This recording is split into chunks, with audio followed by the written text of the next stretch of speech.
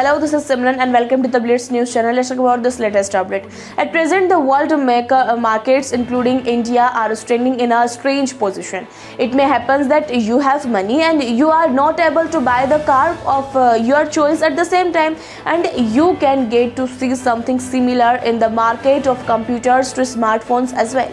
Not only this, it is also possible that even after paying the money, you may not get the medical equipment on time. Actually, at this time, the whole world is facing a several shortage of a special kind of thing, which is called semiconductor. Today's world is running because of this semiconductor. All the electronic products or things in which electronics are used in the world and going through a crisis. Due to this, such products are not available in the market even during the festive season in the country.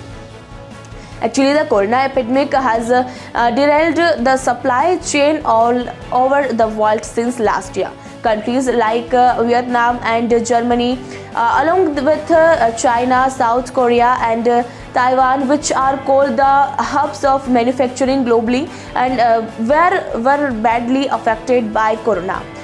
There was a huge impact on production in these countries, and due to this, the supply was affected at the global level. And meanwhile, during the corona period, the sales of cars and other vehicles decreased, while companies stopped buying semiconductor. While on the other hand, during the lockdown, the demand for laptops and other electronic products increased and significantly all over the world.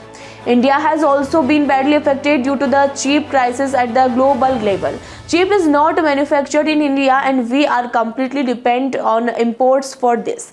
Due to the lack of chips, there is a shortage of everything from cars to laptops in the market at this time.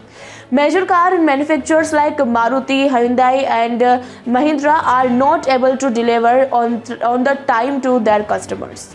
So that's it from us in this big update. Thank you for your time.